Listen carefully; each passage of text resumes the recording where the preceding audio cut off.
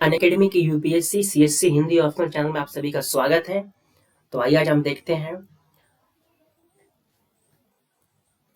Unacademy के इस platform पे आपको मिलता है daily live classes, live test, quiz, structure courses और अनलिमिटेड एक्सेस। जी हाँ, यदि अनअकैडमी का आप एक बार सब्सक्रिप्शन लेते हैं तो आपको ये सारी जो बेनिफिट्स है वो आपको मिलता है, यानी कि एक सब्सक्रिप्शन अनेकों लाभ, और ये आपकी तैयारी को एक सही दिशा देती है। तो आज ही अनअकैडमी के इस लर्निंग ऐप को डाउनलोड कीजिए, जहां पर मैं स्पेशल क्लासेस लिया हुआ हूं हिंदी लिटरेचर का और आंसर राइटिंग को। ये सारी क्लासेस फ्री है, कोई पेड नहीं है, ध्यान दीजिएगा। तो आज इस ऐप को डाउनलोड कीजिए और उन सारी क्लासेस को आप देखिए। ये मेरा प्रोफाइल है, आप देख सकते हैं कि ये मेरा टेलीग्राम चैनल का लिंक है। आप लोग जरूर इस चैनल को ज्वाइन करें, क्योंकि इस टेलीग्राम चैनल पे मैं क्लास का इंफॉर्मेशन और जो भी पाठ्य सामग्री होती है यहीं पे वितरित की जाती है। तो आप अभी तक यदि आपने इस चैनल को ज्वाइन नहीं किया है तो जरूर ज्वाइन कीजिए। और नीचे आप देखो, ये मेरा अनअकैडमी का प्रोफाइल है। यहाँ पर जाकर आप मेरी सारी क्लासेस, यदि आप मुझे फॉलो करते इस लिंक के माध्यम से, तो आप सारी क्लासेस को जो मैंने स्पेशल लिया हुआ है अनअकैडमी की ऐप पे, आप यहाँ पे देख सकते हो, आपको नोटिफिकेशन मिल जाएगा। तो अनअकैडमी आपके लाया 15,000 से भी ज्यादा कोर्सेस यूपीएससी सीएससी के लिए। अब ये है सब्सक्रिप्शन। आप यदि मेरा कोड यूज करते हो AVI01, ये मेरा कोड है, आपको 10% याद रखना डिस्काउंट मिलता है इंस्टेंट। तो यदि आप एक साल का यूपीएससी सीएससी का जो प्लस है आप लेते हो सब्सक्रिप्शन, जिसकी फीस 49,500 है, आप मेरे कोड यूज करने के साथ आपको मिलेगा मात्र 44,550 रुपीज में।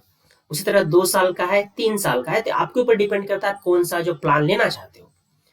उसी तरह आइकॉनिक जो है एक बहुत ही शानदार प्लेटफॉर्म है। यदि आप यूपीएससी सीएससी की तैयारी कर रहे हैं तो उसके लिए एक बहुत ही बेहतर प्लेटफॉर्म है, क्योंकि आपको छोटी छोटी दिक्कतें आती हैं तैयारी में, तो आइकॉनिक जो समस्याओं को दूर करता है, आपको एक स्ट्रक्चर शेड्यूल ही नहीं देता, आप तो पर्सनल कोच मिलता है, आपको डेली मेंस क्वेश्चन आंसर की प्रैक्टिस होती है, आपको स्टडी प्लानर मिलता है, और आपको व्यक्तिगत तौर पे जो भी दिक्कतें हैं तो उसको दूर किया जाता है। तो ये बहुत ही बढ़िया होने वाला आपके लिए। आप यहाँ पे 1 साल, 2 साल और 3 साल का यहाँ पे सब्सक्रिप्शन है, आप लीजिए और मेरा कोड यूज कीजिए AVI01 और आपको डिस्काउंट मिलेगा 10%। ये यूपीएससी सीएससी का ऑप्शनल, जी हाँ, उन्होंने एक नया प्लेटफॉर्म लॉन्च किया, आप लोगों को पता है, अभी हम ऑप्शनल पढ़ ही रहे हैं। तो जो मेरे से जुड़े रहना चाहते हो 1 साल तक, तो ये कोर्स है आपका मात्र 27,500 का 1 साल का ऑप्शनल के लिए। तो आप यहाँ कोड यूज करते हो मेरा AVI01, तो आपको महज 24,750 रुपए पे करना पड़ता है 1 साल का ऑप्शनल के लिए। ध्यान दीजिएगा, बहुत ही सस्ता है, बेहतर। यदि आप लगभग मान के चलो 25,000 में ऑप्शनल कंप्लीट हो अभी 1 साल। यदि आप ऑफलाइन भी पढ़ते हो, ध्यान रखना बच्चों कि मिनिमम आपको 30,000+ आपको खर्च करना पड़ता है ऑफलाइन ऑप्शनल कंप्लीट करने के लिए। तो अनअकैडमी आपको एक बेहतर सुविधा दे रही है। उसी तरह आप 2 साल का प्लान ले लो, 3 साल के, आपके ऊपर डिपेंड करता है आप कौन सा प्लान लेना चाहते हो। आप यहाँ मेरा कोड यूज करो AVI01 और आपको डिस्काउंट मिलता है 10%। चलिए अब मैं क्लास की तरफ बढ़ता हूँ। जैसा कि आप सभी को पता है कि हमारा हिंदी साहित्य बिंदु से सिंधु की तरफ है। थोड़ा स्वास्थ्य सही नहीं है, ये आपका टारगेट है, सबको पता है। इस टारगेट पर सब लोगों को बने रहना है, इस टारगेट से कभी भी किसी को पीछे नहीं हटना है, ध्यान दीजिएगा सभी लोग।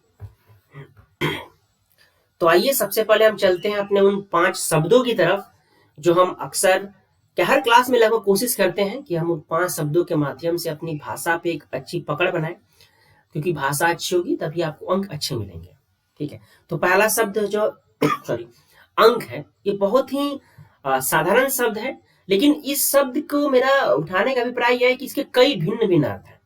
यानी इस शब्द के एक ही अर्थ नहीं है, इसके कई अर्थ हैं। क्या क्या अर्थ हम देखते हैं।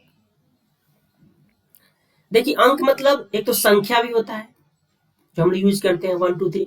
एक होता है गोद, ठीक है, अंक में लेना यानी गोद में लेना। और क्या होता है, निशान भी होता है ना अंक। देखिए, यानी कि एक शब्द के कितने हो सकते हैं। भाग्य भी कहते हैं अंक को। तो यानी कि अंक मतलब संख्या ही नहीं, गोद ही नहीं, निशान भी होता है, भाग्य भी होता है, और भी कई अर्थ होता है। ठीक है, दूसरा शब्द है दृष्टांत। दृष्टांत अर्थात दृष्टि देखने से उत्पन्न हो रहा है, ठीक है। आप अक्सर जब प्रश्न कहीं देखते हो दृष्टांत उत्पन्न हुआ, तो जाहिर सी बात है इसका अभिप्राय होगा मिसाल। बोलते हैं ना, क्या मिसाल है, नजीर, दृष्टांत पैदा किया किसी ने, यानी कि एक साधारण शब्दों में कहो तो उदाहरण। समझिएगा, दृष्टांत, मिसाल, नजीर, उदाहरण, ठीक है। कलानिधि, ये बहुत ही सुना हुआ नाम है। आप किसी राजनीतिज्ञ का नाम सुनते हो, कलानिधि मारन, तो देखो कलानिधि का अभिप्राय क्या है ये हमें समझना होगा। देखो कलानिधि जो है वह चंद्रमा को कहा जाता है, ध्यान दीजिएगा बच्चों, कलानिधि चंद्रमा को कहा जाता है। तो हमने देखा अंक, दृष्टांत, अब कलानिधि। अगला जो शब्द है एक बारगी, ये शब्द अक्सर आप लोग जब प्रयोग करते हैं सभी लोग, एक बारगी ऐसा लगा जैसे कि मानो सब कुछ बदल जाएगा, अचानक एकाएक, याद आ रहा है, होता है ना अकस्मात, अचानक, उसके लिए प्रयोग करते हैं हम इस शब्द।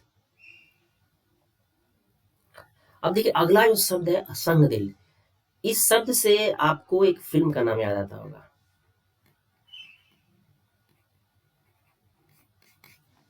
याद आ रहा है, सलमान खान की फिल्म थी। इसका अभिप्राय क्या होता है, यानी कि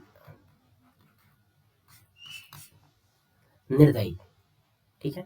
तो 5 शब्द हमने देखा आज, और इन 5 शब्दों का अर्थ भी हमने देखा। आगे बढ़ते हैं हम अमीर खुसरो की, हम इस पहेलियां कर रहे हैं। तो अमीर खुसरो की आप इन पहेलियों को देखिए कि पहली पहेली है कि राह चलत मोरा आंचरा गहे, मतलब आंचल है ना, ध्यान दीजिएगा। तो जो लोग देशज भाषा समझ रहे हो, खड़ी बोली हिंदी, उनको पता है, ठीक है। मेरी सुने न अपनी कहे, मतलब राह चलते आंचल को पकड़ लेना, ठीक है, कहने का अभिप्राय है। मेरी सुने न अपनी कहे, अर्थात आंचल पकड़ना किसी का अभिप्राय मतलब कि शायद कोई संबंध है, कुछ आदमी कहना चाहता है। लेकिन यहां देखो क्या है कि राह चलत मोरा अचरा गहे, मेरी सुने न अपनी कहे, जाहिर सी बात है भाई, कह रहे हो ना अपनी भी नहीं कुछ कह रहे हो ना मेरी सुन रहे हो, आखिर बात क्या है, क्यों आपने रोका। ना कुछ मुझसे झगड़ा टंटा, जबकि भाई उससे ना मेरा कोई झगड़ा है ना ऐसा कुछ बात विवाद है, फिर भी मेरा रास्ता एक तरीके से रोका जा रहा है, क्यों बताओ। यानी कि राह चलत मोरा अचरा गहे, मेरी सुने ना अपनी कहे, ना कुछ मुझसे झगड़ा टंटा, ए सखी साजन ना सखी, क्या हो सकता है, सोचो एक बार। तो बड़ा ही खूबसूरत पहेली है अमीर खुसरो की, और जरा सा एक दिमाग दौड़ाओ, आसान है, बहुत आसान है, थोड़ा सा प्रकृति मूलक है। मैंने पहले भी कहा था इनकी रचनाओं में, पहेलियों में प्रकृति मूलक है। अरे जाहिर सी बात है, कांटा होता है ना, कांटा जब आप चलो तो लग जाता है आंचल में, तो भाई वो तो सुन नहीं सकता है, लेकिन सॉरी, एक तरीके से वो आपका रास्ता ही तो रोक रहा है, तो कांटा होगा, ठीक है, इसका उत्तर कांटा। दूसरा है कि सगरी रैन में ही संग जागा, मतलब सारी रात, कहने का अभिप्राय क्या है कि सारी रात जो है वो मेरे संग जागा। अब कौन है भाई ऐसा, भोर भई तब बिछड़न लगा, भाई एक ऐसी विडंबना है कि पूरी रात साथ में रहा, जगा भी, भोर भई तब बिछड़न लगा, उसके बिछड़त फाटे हिया, मतलब उसके बिछड़ते ही फाटे हिया मतलब हृदय, ए सखी साजन ना सखी, कौन हो सकता है, सोचो जरा सा। ऐसा विमर्श हमने एक दो पहलियों में और किया हुआ है, हालांकि यहाँ थोड़ा सा उत्तर भिन्न है। सारी रात कौन जग सकता है, किसका काम हो सकता है, जगने का अभिप्राय यहाँ पे क्या है, प्रकृति मूलक है, यानी कि जगने के अभिप्राय से क्या है कि वो जो चीजें हैं वो जगने में वो कहीं ना कहीं उस जो रात्रि है उसको दूर कर रहा है, कौन हो सकता है, जाहिर सी बात है दीपक या दिया, दिया या दीपक।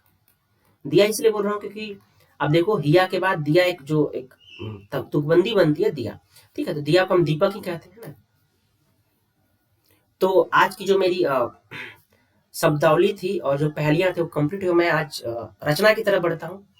आप सभी इन रचनाकार को पहचानते हैं? बिल्कुल पहचानते हो कि नहीं पहचानते हैं तो मैं बता देता हूं आपको। डॉक्टर धर्मवीर भारती हैं ये।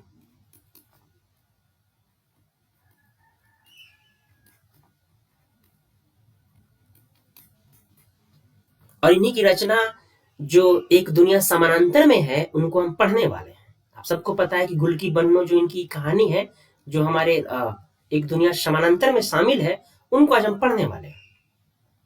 थोड़ा सा हम इनको जानेंगे कि इनकी कहानी का जो साहित्य है उसको, कि जो धर्मवीर भारती है क्या है। ठीक है, तो आगे बढ़ते हैं। आप लोग सबको पता है कि आज हमारी कहानी क्या है, गुल की बन्नो। तो अभी गुल की बन्नो पे हम बात नहीं करेंगे, आगे चल के मैं इसके जो कहानी का जो सारांश है, जो समीक्षा है, वो सारी बातें मैं करूंगा डिटेल में। अभी हम थोड़ा सा समझने की कोशिश करते हैं कि इनको हमारे जो रचनाकार हैं धर्मवीर भारती। धर्मवीर भारती से आप लोगों को दो तीन चीजें मेरे ख्याल से याद आनी चाहिए। एक तो इनकी जो रचना थी गुनाहों का देवता, याद आ रहा है क्या आप लोग? यदि आप लोगों ने पढ़ा ये उपन्यास तो बहुत ही बढ़िया उपन्यास है, मैंने पढ़ा हुआ है। जब हम लोग ग्रेजुएशन में थे तो हम लोगों ने इसको पढ़ा था। तो हम लोग जिस हॉस्टल में थे तो एक कह सकते हो ऐसी प्रेम कथा थी, एक आदर्श प्रेम कथा थी। और चूंकि जो धर्मवीर भारती हैं, इस कहानी की जो पृष्ठभूमि है वो इलाहाबाद है। और जो धर्मवीर भारती हैं वो भी इलाहाबाद हमारे विश्वविद्यालय जिस डिपार्टमेंट से मैं हूँ वहां पे उन्होंने पढ़ाया हुआ है।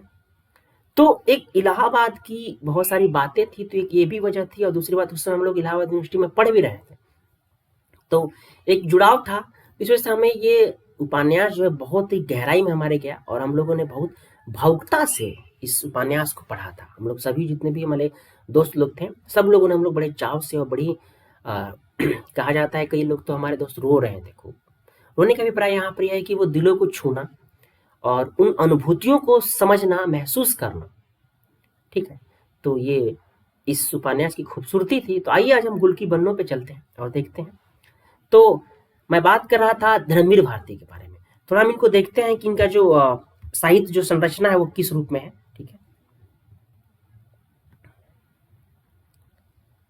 एक और इनका जो उपन्यास था, आप लोग कहानी याद आना चाहिए, सूरज का सातवां घोड़ा, जिसपे आप जाओगे यूट्यूब पे तो उस पर फिल्म बन चुकी है। मैं आपको पहले भी कई बार की, आप फिल्में वगैरह इस तरह देखा करो। ठीक है, देखो जो धर्मवीर भारती हैं वो मुख्य रूप से देखा जाए तो कहानीकार के रूप में भी है, वो एक कवि के रूप में भी है, एक नाट्य के रूप में भी है और एक लेखक के रूप में भी है। याद आना चाहिए आपको। तो यानी कह सकते हो कि ऐसे लेखक थे जिन्होंने क्या हर विधा में लगभग साहित्य की रचना की। एक कहा जाता है इनके साहित्य में एक तरफ जहां अनुभव की प्रौढ़ता है, ध्यान देना, यानी इनकी साहित्य में कहा गया कि एक अनुभव की प्रौढ़ता है, समझना। यानी एक ऐसा रचनाकार है जिनमें क्या अनुभव की प्रौढ़ता है, इनकी रचनाओं में दिखाई देगा। ये बात आप जब अभी हम पढ़ेंगे गुल की बन्नो तो वहां पे दिखाई देगा। लेकिन यहाँ पर एक कल्पना की उड़ान भी है। देखो बच्चों, मैंने आपको बताया था कि कल्पना जरूरी है, कि अवचेतन मन की अवस्था को याद रखने के लिए, दर्शाने के लिए आपको कल्पना करना पड़ता है। ठीक है, तो साहित्यकार उसी अवचेतन मन की अवस्था की बात कर रहे हैं। यानी कि इनकी कहानी और उपन्यासों में देखना कि अपने उस अंतर मन के भाव को प्रकट करने के लिए ये पूरी की पूरी क्या करते हैं, कह सकते हो कि वो जो एक स्थिति होती है उस स्थिति तक पहुंचाते हैं हमें। और जाहिर सी बात है, अंतर्मन मतलब अचेतन मन में पहले आपको बताया, ये इनकी रचनाओं में आपको दिखाई देगा। यही वजह है कि कम लिखकर भी इन्होंने उस यथार्थ का चित्रण किया अपने हर रचनाओं में। जैसे इनकी जो मुर्दों का गांव, बंद गली का आखिरी मकान, जो हम रचना पढ़ने वाले हैं वो इसी रचना कहानी संग्रह से लिया गया है। चांद और टूटे हुए लोग, ये जो कहानी का संकलन है वह भारती जी की उस कहानी का जो कौशल है, क्योंकि हम कहानी पढ़ने वाले हैं, उसको एक कह सकते हो विशिष्ट स्थान दिखाता है कि एक रचनाकार के रूप में उनको विशिष्टता को ग्रह करता है। कई बार कहा जाता है कि जो भारतीय जो हमारे रणबीर भारती जी हैं, इनकी रचनाओं को पढ़कर शब्द बार बार मन में आते, रोमांटिक है। इनका एक याद है 2 पंक्ति का, फिरोजी होठ, इन्होंने ये सब प्रयोग किया था, याद आना चाहिए आपको। इनकी पंक्ति मुझे याद नहीं आ रही इस समय, फिरोजी होठ पर कुर्बान, ऐसे कुछ एग्जैक्ट मुझे याद नहीं आ रहा है। तो इनका जो रोमांटिक है उसको लेकर बात कर रहा हूँ, ठीक है। एक बार जरा देखना आप लोग, है ना। देखना कि जो युवराजों देवदासियों की दुनिया में जितने भी जो यथार्थ से कितनी दूर और पराई जान पड़ती है, भीगती मसों का रोमांस, पवित्र निष्कलंक किस्म की आदर्शवादिता देखकर विश्वास नहीं होता है। जिस तरह जब गुनाहों का देवता पढ़ोगे, जिस आदर्शवाद की वहां बात की गई है, प्रेम का एक आदर्श की स्थापना की गई वहां पे। इसी तरह देखना कि जब इनकी हम गुल की बन्नो और बंद गली का आखिरी मकान, जिसके लेखक हैं, अचानक से झटका लगा। शुरू में क्या एकदम रोमांटिक है, रचना इनकी लिखी जा रही है। तो आज हम जो रचना पढ़ने वाले हैं वो उस इनकी जो कहानी संग्रह है, जो अंतिम कहानी संग्रह है, उससे ली गई है। तो अचानक से देख कह सकते हो कि जो एक यथार्थ की ओर मूव हो जाता है इनका। तो इनकी कहानियों में हमें यह बात दिखाई देती है, क्योंकि इनकी कहानी में क्या है, कोई कह सकते हो अकाल में सांस गिनता हुआ है, तो कोई क्या भूख और बीमारी से मरता हुआ है, कोई मानव कंकाल की छवि के रूप में। मतलब उस मानव की पीड़ा को दर्शाने की, पूरी अंतःचेतस अवस्था से दर्शाने की कोशिश कर रहे हैं कौन, डॉक्टर धर्मवीर भारती। इसीलिए जो इनकी रोमांटिक की छवि थी, जो हमको बताया, वह इन कहानियों के माध्यम से इनकी छवि को क्या होता है, खंडित होती है। जैसे कई बार फिल्म देखते हो ना, कुछ लेखक क्या होते हैं, लेखक हो गए, जो निर्देशक हो गए, या फिर जो अभिनेता होते हैं, उनको एक छवि बन जाती है। तो इनकी जो छवि थी, रोमांटिक छवि, वो क्या होती, इन कहानियों के माध्यम से हम देखते हैं कि विपरीत है। यानी कि जिस तरह की कुछ कहानियां, जैसे मंजिल इनकी कहानियां है, भूखा इस तरह की कहानी है, हरिना कुश और उनका बेटा इनकी रचना है, इसमें कुछ इस तरह की वेदना को इन्होंने जाहिर किया है कि वह वेदना के माध्यम से पाठक शहर उठता है। ध्यान देना, यानी कि इस वेदना को हम पढ़ते हुए पाठक सिहर उठता है। मानो ऐसा लगता है जैसे जब तुम कुछ डरावनी फिल्म देखते हो तो खुद डर जाते हो, उस तरह इस वेदना के माध्यम से पाठक खुद सिहर जाता है। उसे महसूस होता है कि आखिर कैसी वेदना है। यही वेदना अभी आपको हम गुल की बन्नो जो कहानी पढ़ने वाला आपको दिखाई देगी। इसीलिए देखना कि इनकी जो कहानियां हैं, ध्यान देना, तो उन कहानियों में जो कथ्य की विविधता है के साथ साथ, यानी कह सकते हो क्या है, एक तरफ इनकी कहानियों में क्या है, कथ्य की विविधता है, ठीक है। दूसरा क्या है, समस्याओं को जो प्रस्तुत कर, ध्यान देना, यानी कि इनकी प्रस्तुति के उसमें क्या है, समस्या को बड़े ही कलात्मक ढंग से प्रस्तुत कर रहे हैं। यानी कि एक बहुत बड़ी, एक कह सकते हो लेखक के लिए एक बहुत उपलब्धि है ये, कि उस समस्या को बड़ी सृजनात्मक ढंग से आप अपने उस कथ्य के माध्यम से प्रस्तुत कर रहे हैं। यानी कि इनकी कहानियों में जो, ध्यान देना कि जो आंचलिकता है, और आंचलिकता क्या है, उत्तर प्रदेश की है, ठीक है, कि यहीं के हैं ये, ध्यान देना। तो एक आंचलिकता का आपको बोध होगा, बता चुका मैं आपको। यानी कि उस समय का जो यथार्थ है, उस यथार्थ यानी इस आंचलिकता के माध्यम से जिस यथार्थ को दिखाने को आपको एकदम जीवंत प्रतीत होगा। ध्यान दीजिएगा, ये इनकी कहानियों की विशेषता है। अतः ये कह सकते हो इनके आधार पे कि जो हमारे भारती जी हैं वो क्या, एक सफल समर्थ, एक आधुनिक दृष्टिकोण को दिखाने वाले सफल कहानीकार हैं, ठीक है। अब देखना, इनके 3 कहानी संग्रह प्रकाशित हुए हैं। इनके 3 कहानी संग्रह हैं। पहला जो है मुर्दों का गांव, देखो नाम भी कैसा है, मैं शुरू में बताया था, मुर्दों का गांव। दूसरा क्या है, चांद और टूटे हुए लोग, चांद और टूटे हुए लोग, ध्यान दीजिएगा। दो, तीसरा कौन है? बंद गली का आखिरी मकान, बंद गली का आखिरी मकान। ये तीनों ही जो है कहानी संग्रह है इनका। तो अभी जो हम जो रचना पढ़ने वाले हैं इनकी जो तीसरी रचना है, वो सॉरी काव्य संग्रह बंद गली का आखिरी मकान, उससे लिया गया ये है। ठीक है, हम उसको पढ़ेंगे। यानी कि इस संकलन देखना, ये इनका पहला यानी कह सकते हो कहानी संग्रह है, ध्यान देना, ये इनका पहला कहानी संग्रह हुआ। धर्मवीर भारती का देखना कि समस्त कहानियों को चांद और टूटे हुए लोग में संकलित कर दिया गया। अब क्या किया गया, मतलब तीनों जो कहानी संग्रह उसको एक ही साथ इन लोगों ने कर दिया है। ठीक है, और जो हम आज कहानी पढ़ने वाले हैं किससे है? बंद गली का आखिरी मकान है। इसकी शुरुआत कहा जाता है 1955 से शुरू कर, ध्यान देना, यानी बंद गली जो मकान है इसमें जो कहानी है 1955 से लिखी जा रही है, और लगभग 1969 तक की जो कहानी, लगभग 14 साल, यानी जो 14 वर्ष के दौरान इन्होंने जो कहानियों का संकलन किया, वो सारी कहानी का संकलन किसमें? बंद गली का आखिरी मकान में है। इसमें 4 कहानियां, ध्यान देना। तो 4 कहानियों को मैं आप लोग को बता देता हूं, क्योंकि आप चूंकि हम इस रचना को पढ़ने वाले हैं, ध्यान देना। बंद गली का आखिरी मकान, ठीक है, 1955 से 1969 के बीच लिखी जा रही है। इसमें 4 कहानियां हैं, तो चारों कहानियों का मैं नाम बता देता हूं आप लोगों को। ठीक है, तो पहली जो इस कहानी संग्रह की जो कहानी वो है गुल की बन्नो, जो हम पढ़ने वाले हैं। ठीक है, गुल की बन्नो। दूसरी कहानी क्या है वो भी लिख लो,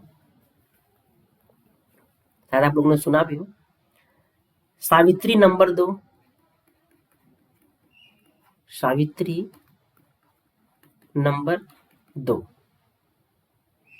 इसमें एक तरीके से क्या है सावित्री नंबर 2 में कि जो पति को बांधे रखने की असमर्थता है वो इसमें दिखाया गया इस कहानी में। ठीक है, जो तीसरा है वह यह मेरे लिए नहीं, जो तीसरी कहानी है इसमें, यह मेरे लिए नहीं,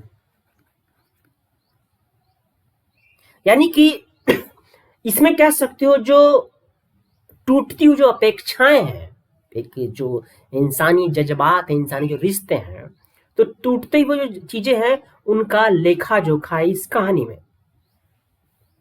पहले तो मैं पढ़ूंगा ही। दूसरे में क्या है कि एक तरीके से जो पति को बांधे रहने की जो असमर्थता है वह इस कहानी में। तीसरे में क्या है, जो एक संबंध है, जो रिश्तों का ताना बाना है, जो अपेक्षाओं का लेखा जोखा है एक तरीके से। और जो अंतिम जो कहानी है जिसका नाम ही है बंद गली का आखिरी मकान, उसमें क्या है, व्यक्ति के जो संबंध है, जो आयाम है, उसको दर्शाया जा रहा है। अर्थात 4 कहानियां हैं इस कहानी संग्रह में।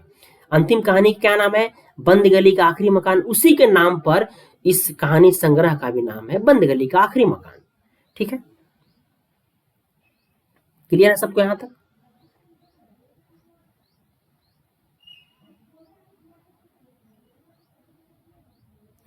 और जब आप कहा जाता है कि इनकी जो ये अंतिम जो कहानी संग्रह है बंद गली का आखिरी मकान, इसको लगभग हिंदी साहित्य में सशक्त कहानियों में इनको संकलित किया जाता है। ध्यान दीजिएगा, इनको भारत की जो हिंदी साहित्य है उसकी सशक्त कहानियों में इनका संकलन किया जाता है।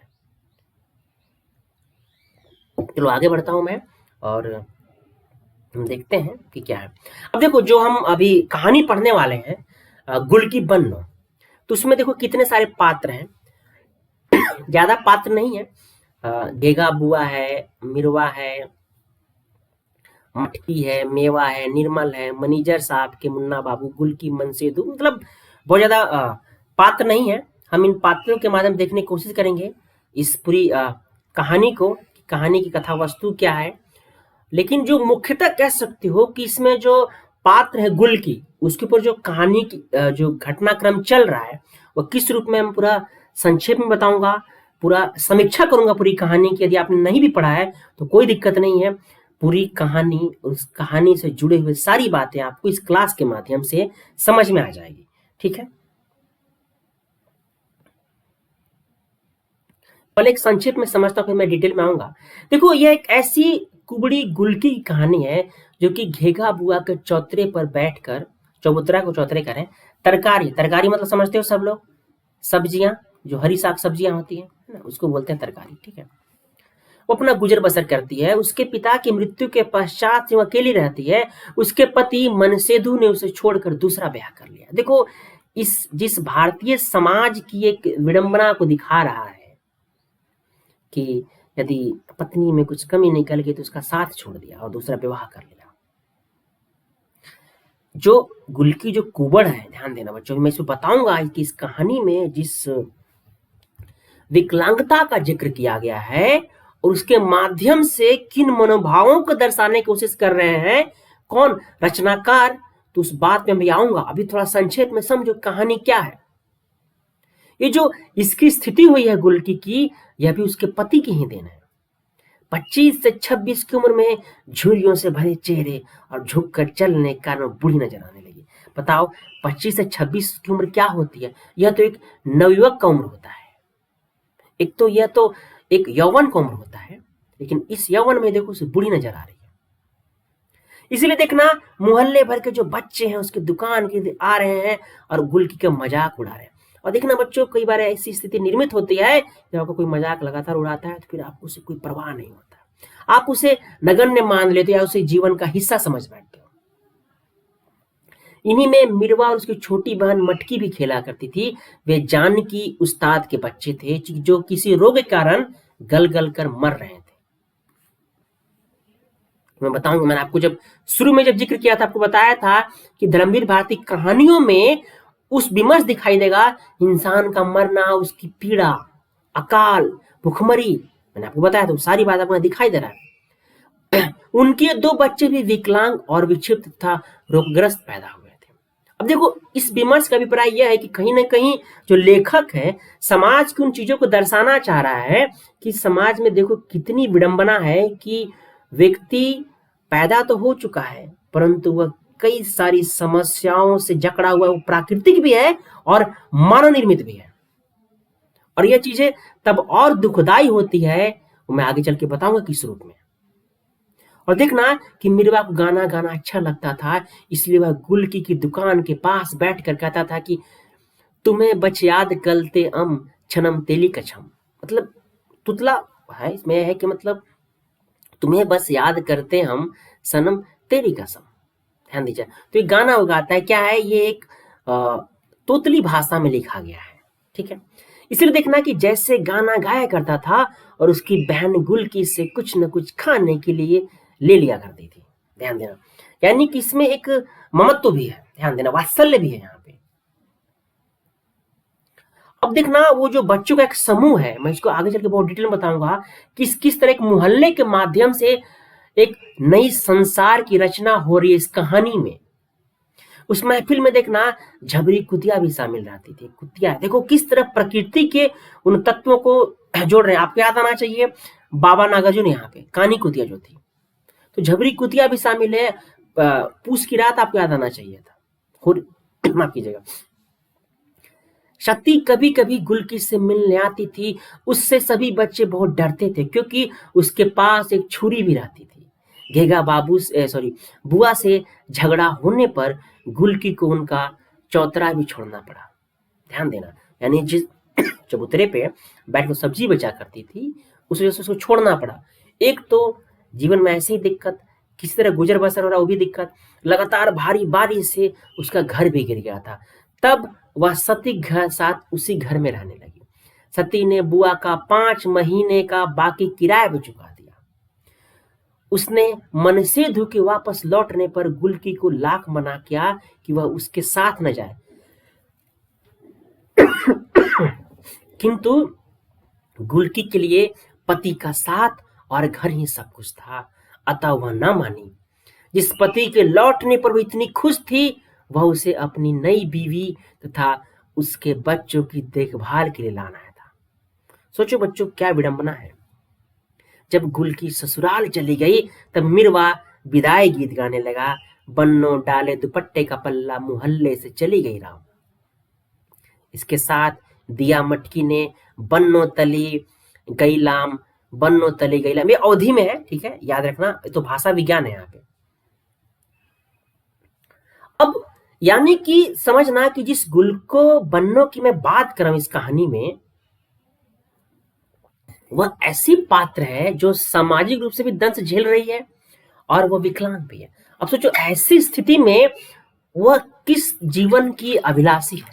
समझना कि यदि वह जीवटता का परिचायक ना हो, ध्यान देना, तो उसके सामने समस्या आ जाएगी, वह जी नहीं पाएगी। समझना, तो यानी कि धर्मवीर भारती गुल्की बन्नो और सचितानंद धूमकेतु की कहानी है, एक थी सगुन, ध्यान देना।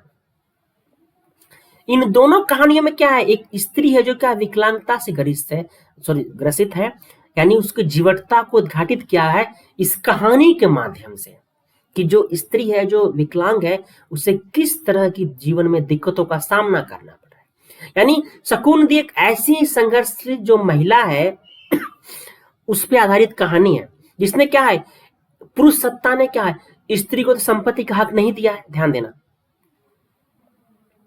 देखो बच्चों, हम चूंकि नई कहानी पढ़ रहे हैं, एक दुनिया समानांतर, तो एक दुनिया समानांतर में क्या है, इसी तरह के मनोभाव हैं, क्योंकि नई कहानी में इन्हीं विषयों को उठाया जा रहा है। यानी कि एक तो संपत्ति में उसे हक नहीं मिला, अतः स्त्री यदि विकलांग है तो उसकी स्थिति और भी दयनीय हो जाती है। सोचो, एक तो स्त्री, ऊपर से यदि विकलांग है तो स्थिति कितनी दयनीय हो जाती है। विकलांग यदि बेसहारा हो तो सिवाय भिक्षावृत्ति के उसके समझ कोई दूसरा विकल्प ही नहीं रह जाता है। यानी समाज को उस यथार्थ को दिखाने की चेष्टा कर रहे हैं दोनों लेखक।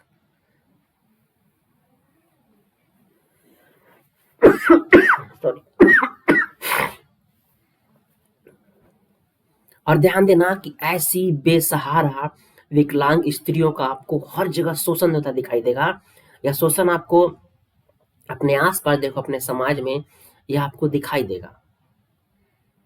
इवन देखना कि जो विकलांग व्यक्तियों में अन्य विकलांग व्यक्तियों के प्रति एक कहते हैं ना समन्वय या सद्भावना, वह भी अभाव देखा जाता है।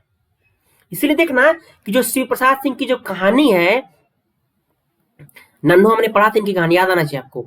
तो कर्मनाशा की हार के बारे में आपको मैंने कुछ बताया था, उसमें भी देखना जो भैरव पांडे की क्या है चेतना, एक अंधी लड़की और एक पाहिज बुढ़िया को बाढ़ की भेंट चढ़ाने पे सुसुप्त ही रहती है।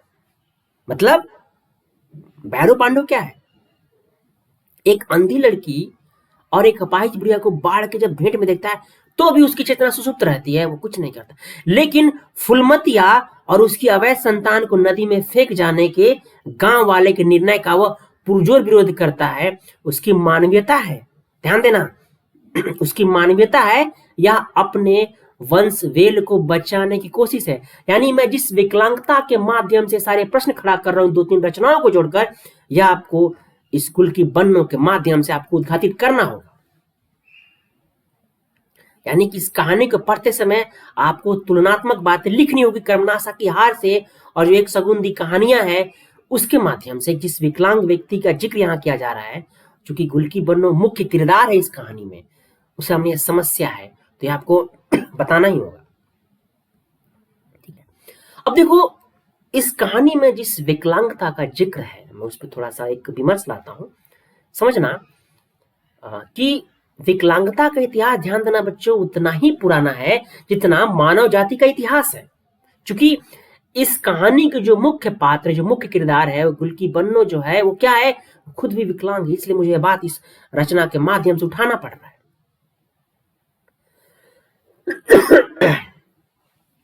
कहा जाता है कि मानव जीवन के साथ विकलांगता का संबंध किसी न किसी रूप में जुड़ा हुआ है और इसका अस्तित्व उस मानव सभ्यता के हमेशा जुड़ा रहा है।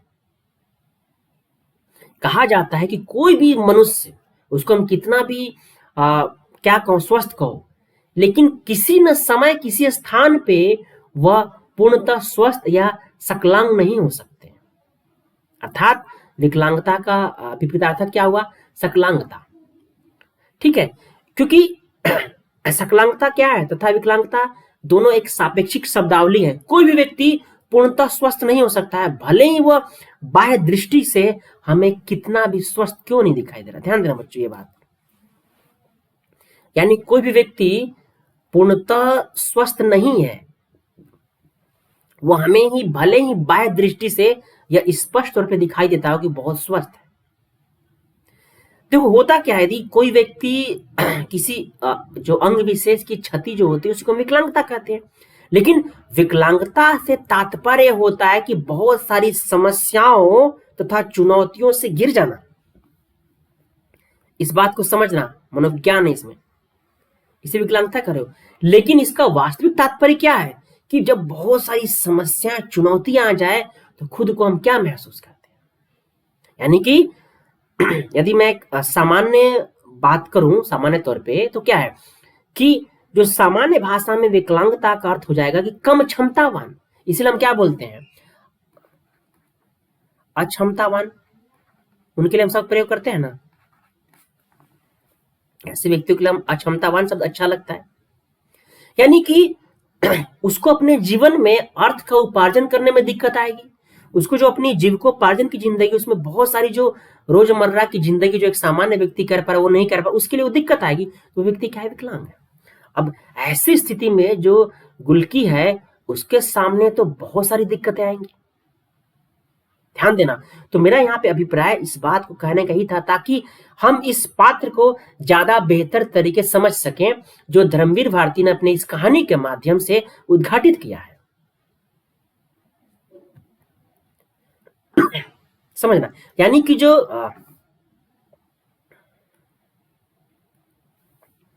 गुल्की है, ठीक है, तो इन सारी बातों से कहीं ना कहीं गुल्की का चरित्र, उसकी समस्या, उसका यथार्थ, उसकी मनोदशा, इसके माध्यम से कहानी का जो कथानक है वो आगे बढ़ेगा, उसका जो सामाजिक सरोकर है वह दिखाई देगा।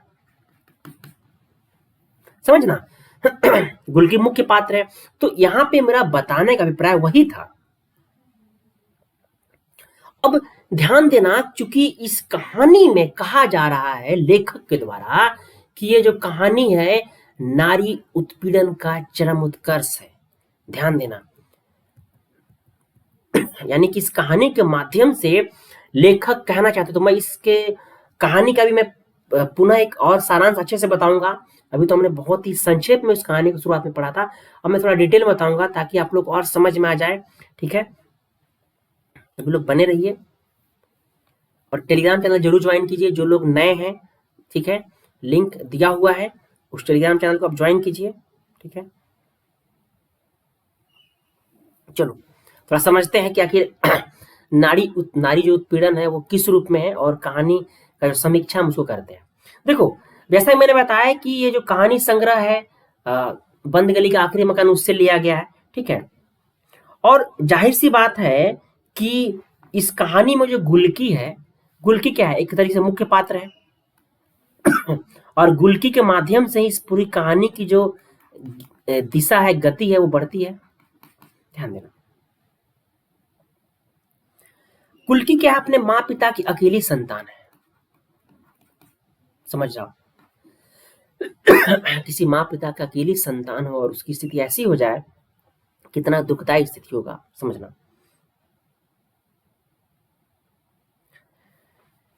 जब इसकी शादी होती है गुल्की की, ध्यान देना, विवाह के उसके बाद इसके जो पिता है वो बर्बाद हो जाते हैं। गुल्की का पति एक तरीके से बदमाश है, कसाई है। ध्यान देना, विवाह हुआ, पति का व्यक्तित्व तो कैसा है, वो कसाई है एक तरीके से, नहीं बहुत मार रहा है, पीट रहा है, वो एक सामान्य मनुष्य की भांति उसका व्यवहार नहीं है। यानी कि वो क्या कर रहा है, लगातार एक तरीके से पीड़ा दे रहा है, किसको, गुल्की को। अब देखना, जब शादी के 5 साल हो जाते हैं तो एक बच्चा पैदा होता है गुल्की का, वो भी का मरा हुआ। ध्यान देना बच्चों, ऐसी सामाजिक विडंबना को इस कहानी के माध्यम से दिखा रहे हैं कौन, रचनाकार। एक बच्चे का जन्म होता है 5 साल बाद, मरा हुआ बच्चा, गुल्की के माध्यम से। और देखना, तो उसने गुलकी को जब बच्चा पैदा होता है तो गुलकी को सीढ़ी से ढकेल देता है। सोचो बच्चों, एक तो ऐसी स्थिति, क्या क्या जो मरा हुआ बच्चा पैदा उसमें इसकी गलती थी? तुमने उसको मारा पीटा, वो बच्चा मर जाता है। एक माँ की पीड़ा को कैसे वो समझ सकता है? ज्यादा पीड़ादायी तो इस माँ की स्थिति थी कि उसका मरा हुआ पुत्र, क्योंकि उसके शरीर का ही तो अंश है वो। ध्यान देना। और जब सीढ़ी से ढकेलता है, सोचो उस माँ के साथ उस स्त्री का विमर्श क्या रहा होगा। यहीं से वह कुबड़ी हो जाती है। ढकेल दिया जाता है गुलकी को उसके पति के द्वारा, और यहीं से गुलकी का एक जन्म होता है और वह कुबड़ी हो जाती है।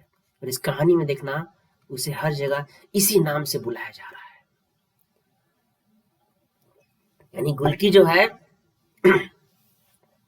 अपने उस पति के कृत्य के द्वारा इस अवस्था में पहुंच जाती है। ध्यान देना, वह कुबड़ी हो जाती है।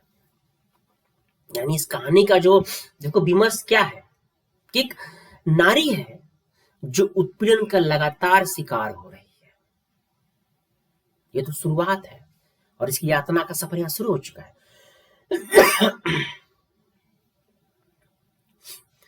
इसके बाद देखो क्या होता है, घटनाक्रम बढ़ता है और जो पति उसका होता है वो एक नई स्त्री को रख लेता है, जिसको हम रखेल कहते हैं, यानी दूसरी शादी एक तरीके से कर लेता है।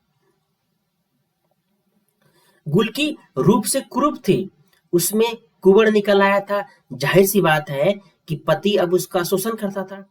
उसने गुलकी पर हर तरीके के जुल्म किए। एक तो पहले से बहुत ज्यादा रूपवती नहीं थी, ध्यान देना, फिर वो कुबड़ हो गई।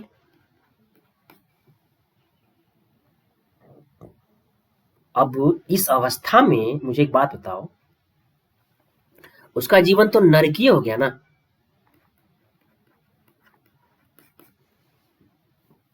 तो यही नरकीय जीवन में जो जिंदा रह जाएगा, ध्यान देना, इस नरकीय जीवन में जो जिंदा रह गया उसी को तो जीवटता कहते हैं, जो मैंने जिक्र किया अभी थोड़ी देर पहले आप लोग कहानियों के माध्यम से।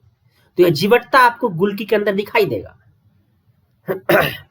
देखना कि जिसका पति है जुल्म की हर मतलब जो हद होता है उसको पार कर लिया और एक दिन गुलकी को घर से बाहर निकाल देता है। एक नया संघर्ष, यानी गुलकी फिर को क्या होता है, गुलकी को घर से बाहर कर दिया जाता है। अब तो उसकी जिंदगी और कह सकते हो खतरनाक हो गई। कैसे करे वो? अब जब घर से निष्कासित गुलकी क्या होती है, अपने मायके लौटती है, लेकिन मायके से भी करीब का कोई रिश्तेदार बचा न था, केवल एक बुआ थी, घेघा बुआ। यानी कहने का अभिप्राय है जब मायके लौटती है तो मायके में पहले बताया था आपको उसके पिता का देहावसान हो चुका है, कोई है नहीं ऐसा जो क्या करे इसकी देखभाल कर सके। सॉरी, केवल घेघा बुआ बची है, वही इस गुलकी की देखभाल करती है। यानी यहां से एक नए पात्र का उद्भव हो रहा है, घेघा बुआ। ध्यान देना। अब देखना, गुलकी गरीब के करीब रहने वाले ही जो निर्मल की मां है, अपने पति ड्राइवर बाबू से कह दिया कि गुलकी को घर की चाबी न दे, क्योंकि इस बीच गुलकी के पिता गुजर गए थे और उसका घर ड्राइवर बाबू कब्जे में था। यानी कि जो गुलकी के पिताजी थे वो गुजर चुके थे, उसका जो घर था इस ड्राइवर बाबू के घर के कब्जे, मतलब इन्होंने कब्जा लिया हुआ था। ध्यान समझना, ड्राइवर बाबू और गुलकी के पिता में बड़ी गहरी दोस्ती थी, इसलिए ड्राइवर बाबू ने गुलकी के प्रति थोड़ी सी सहानुभूति का रुख अपनाया था।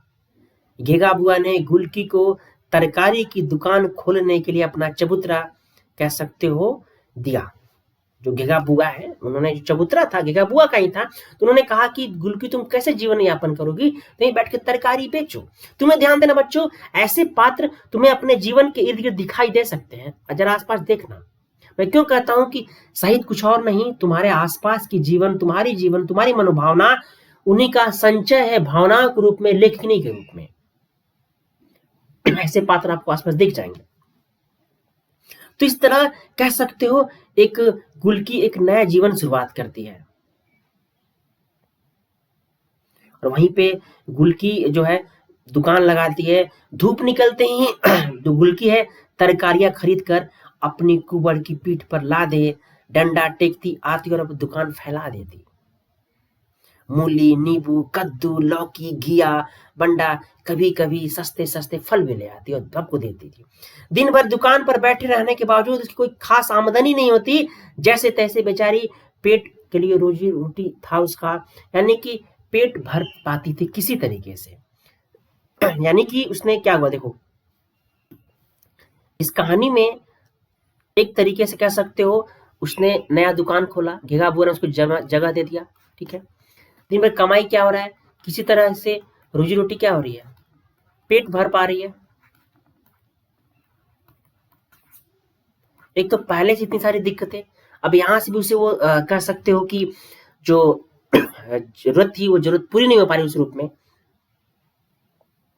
अब देखना कि घेघा बुआ और ड्राइवर बाबू की सहायता से जो कह सकती हो कि स्वाद छिपा हुआ था, यानी कह सकते हो कि जो यहाँ पर उसने जो दुकान किया था, यहाँ पर भी जो घेघा बुआ है और जो ड्राइवर बाबू है, इनका भी कुछ स्वार्थ है। अब देखो स्वार्थ उनका निकल के आएगा। तो देखो सामाजिक विडंबना है हमारे समाज की कि कोई किसी की मदद यूं ही नहीं करता है, सबका कुछ ना कुछ स्वार्थ छिपा होता है। अब इस कहानी में क्या है हम देखते हैं और क्या उद्घाटित करने की कोशिश किया है धर्मवीर भारती ने।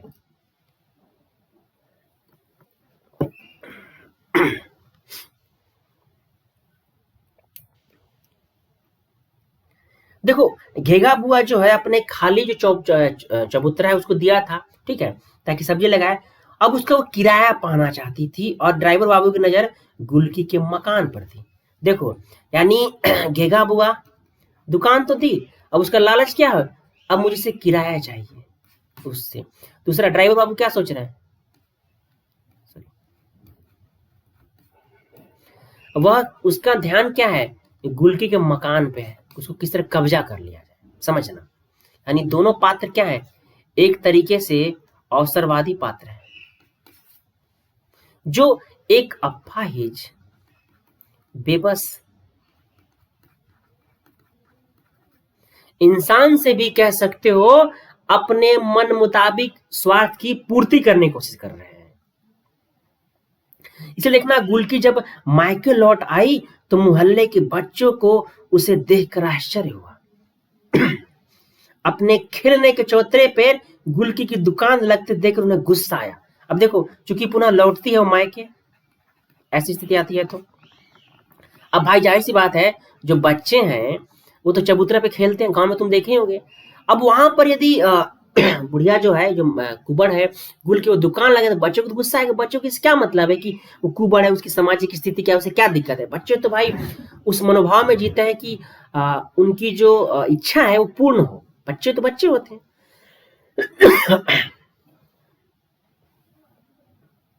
अब बच्चों को गुस्सा आ रहा है, वे गुलकी को तंग करते हैं। अब यहीं से देखो बच्चे को भाई दिक्कत होगी तो बच्चे तो तंग करेंगे, बच्चों की आदत है। यानी एक तरीके से उस बालमन के जो वर्णन है उन बच्चों की जो मनोवृत्तियां हैं उसको कहीं ना कहीं लेखक ने इस घटनाक्रम के माध्यम से उद्घाटित करने की पूर्णतः कोशिश की है और इसी वजह से शायद ये कहानी यथार्थ लगता है हमें। इसीलिए देखना कि वे कभी कभी कुबड़ दिखाने के लिए कहते हैं और कहते हैं कि उसके पीठ पर कुबड़ नहीं है बल्कि उसने अपने पीठ पर मनसेधु का रुपया बांधा। देखो इस तरह के जो बच्चों की जो उक्तियां होती है गांव में तुम्हें अक्सर सुनाई देगी। तो इस कहानी में भी मतलब जो बच्चे एक तरीके से टोंड कर रहे हैं, तंग कर रहे हैं उस बुढ़िया को, कुबड़ को, कि कुबड़ नहीं है, तुमने मनसेधु का पैसा बांध के रखा हुआ है। इस तरह उन लोगों ने कई तरीके से अलग अलग शब्द का जब कहानी पढ़ोगे कि कुबड़ी कुबड़ी का हिराना, सुई हिरानी, सुई लेके का करबे, कथक शिव कथा सीखा, मतलब इस तरह के जो भाव है कहानी में पढ़ लेना। मैं पूरी किताब खोल के रखा हूं, उसी समय कुछ कुछ पंक्तियां आप लोग को जोड़ रहा हूं, समझा पा रहा हूं, ठीक है। इसी भाई कई बार कहते हैं लकड़ी लाके का करबे, भात पकेबे, भात मतलब चावल, भात पका का करबे, भात खेबे, भात के बदले लात खबे। तो ये एक तरीके से चिढ़ाना हो गया, यानी कि जो गुलकी है उसको बच्चे क्या करें, ध्यान देना बच्चों। थोड़ी देर में बच्चे जो मायके की दुकान लगाई तो बच्चे कहीं ना कहीं उसे चिढ़ाना शुरू कर रहे हैं। एक तो बेचारी ऐसी परेशान है, समझना। अब बच्चे हैं, बच्चों को आप कैसे समझा सकते हो, तो वो बच्चे चिढ़ाना शुरू करे अपनी अपनी भाषा में। कहानी की मैं सारी पंक्तियां पढ़ रहा था, ठीक है। अब देखना कि खेल में कुबड़ी बनाई मटकी को जोर से लात मारते, एक मटकी बना रहे हैं गांव में अक्सर खेलते हैं बच्चे से, और मटकी के मुंह के बल पर गिर पड़ती है, उसकी कोहनी और घुटने छिल जाते हैं। बच्चे खुशी से चिल्लाते हैं, मार डाला कुबड़ी को, मार डाला। देखो बच्चे हैं, उनको तो आनंद चाहिए, उनसे किसी दुख दर्द से क्या मतलब, उनका मनोभाव ऐसा है ही नहीं। गुलकी मटकी को उठाती, उसका खून पोंछती। बच्चे को लगता कि गुलकी मटकी को मार रही है। अचानक वे उस पर टूट पड़ते। गुलकी की चीखें सुनकर मोहल्ले के लोग आए तो उन्होंने देखा गुलकी के बाल बिखरे हैं, दांत से खून बह रहा है। आउ उधारी चबूतरे के नीचे पड़ी है और सारी तरकारियां सड़क पे बिखरी हुई है। घेघा बुआ ने उसे उठाया और बिगड़ कर बोली, औकात राती भर नहीं है और तेहा पाव भर। मतलब एक तरीके से व्यंग कर रही है घेघा बुआ भी, कैसी स्त्री है तू, औकात तेरी कुछ भी नहीं है और बड़ी चली है पाव भर काम करने। आपन बखत देख कर चुप न रहा जात, काहे लड़कन से मुंह लगावत हो। यानी कि कहने का अभिप्राय क्या है, वो कह रही है कि तुम्हारे जब विमर्श नहीं है, तुम्हारे अंदर इस तरह की शक्ति, तो बच्चों से क्यों लड़ रही हो, तुम क्यों लग रही हो। अब बच्चे जुलूस निकालते गुलकी की पीठ पर, तो कभी तरकारी पर मिट्टी फेंकते, तो कभी जुलूस निकाल कर नारेबाजी करते। एक बच्चों की जो धमाल चौकड़ी है, उसके माध्यम से क्या है, कहीं ना कहीं गुलकी को दिक्कतें हो रही हैं, तो उसको लेखक ने उस बाल मनोभाव के माध्यम से भी दिखाया कि समाज में किस तरह दिक्कतें आ रही है। ऐसे जो पात्र हैं, और ये वास्तविक जीवन के ही पात्र हैं जो इस कहानी में आपको दिखाई दे रहे हैं। इसलिए देखना बच्चे क्या नारेबाजी कर रहे हैं कि अपने देश में अपना राज, गुलकी की दुकान बाईकाट। देखो मतलब है ऐसा, बचपन में तुम लोग करते हो, हम लोग भी करते थे, नादानियां होती हैं बचपन में, तो बच्चे कर रहे हैं। देखना गुलकी आंसू पोंछती, तरकारी पर से धूल झाड़ती और तरकारी पर पानी के छींटे मारती। अपनी इस दयनीय स्थिति के बीच भी वह यही समझती है कि हमारा भाग्य खोटा है। देखो ये एक और अजीब सी विडंबना है कि हम यह नियति का ये चीज मानकर हम चीजों को एक्सेप्ट कर लेते हैं, और शायद यही वजह है कि हमारे अंदर उस दुख को सहने की क्षमता का विकास भी हो जाता है। अपनी यानी कि दुर्दिन में घेघा बुआ के चौवातरे का किराया जब गुलकी नहीं दे पाती है, तो घेघा बुआ परनाले का पानी गुलकी की दुकान पर खोलती है, जिससे सारी तरकारियां बह जाती है।